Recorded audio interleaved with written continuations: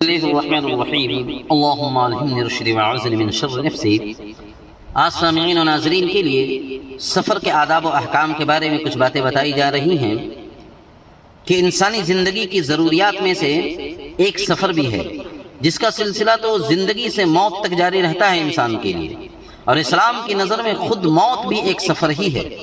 دنیا سے آخرت کا، فانی زندگی سے ابدی زندگی کا، ناپائیدار منزل سے پائیدار منزل کا، یہ سفر نیک مقصد کے لیے بھی ہوتا ہے، خدا کی عبادت کے لیے بھی، مظلوموں اور کمزوروں کی مدد کے لیے بھی، اعلاء کلمت اللہ کے لیے بھی، دین کی حصول اور اس کی اشاعت کے لیے بھی، اور متعلقین کے حقوق ادا کرنے کی غرض سے سر و سامان کی فراہمی کے لیے، اور سفر غیر دینی مقصد کے لیے بھی کیا جا سکتا ہے، اور انسان اپنی خدا نہ ترسی سے، بے خوفی سے یہ سفر کرتا رہتا ہے۔ پیغمبر اسلام صلی اللہ علیہ وسلم کی حیات طیبہ جو زندگی کے ایک ایک گوشے کے لیے رہنما اور رہبر ہے، اور جس نے انسان کے لیے پیش آنے والے کسی امکانی واقعہ کو تاریکی میں نہیں رکھا ہے، کیونکہ ممکن تھا کہ انسانی زندگی کا یہ اہم شعبہ اس کی روشنی سے محروم رہ جاتا۔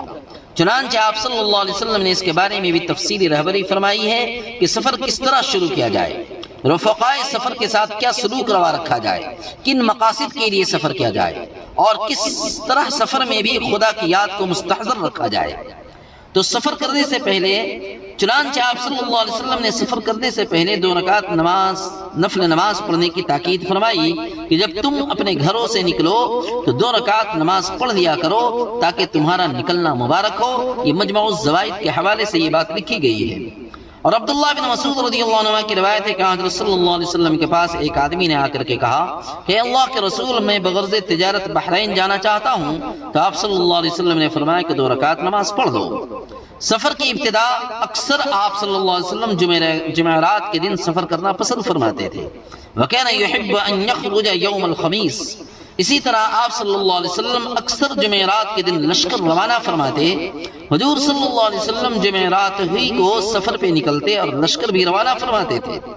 صبح صبح سفر کے لیے روانہ ہونا بہتر ہے۔ آپ صلی اللہ علیہ وسلم صبح کے وقت لشکر روانہ فرماتے تھے، یہ بھی بات حدیث میں ملتی ہے۔ اسی لیے جامع ترمذی کے حوالے سے یہ بات آئی ہے کہ اللہ میری امت کو صبح میں برکت عطا فرما۔ آپ جب کوئی بڑا یا چھوٹا لشکر بھیجتے تو ان کو صبح صبح روانہ فرما دیا کرتے تھے۔ سفر پہ جاتے وقت اپنے دوستوں اور رشتہ داروں کو سلام کرنا چاہیے۔ آپ نے فرمایا کہ جب تم لوگ سفر پہ جایا کرو تو اپنے بھائیوں کو سلام ضرور کیا کرو۔ یہ مجمع الزوائد کے حوالے سے یہ بات عرض کی جا رہی ہے۔ اللہ ان باتوں پہ عمل کی توفیق نصیب عطا فرمائے۔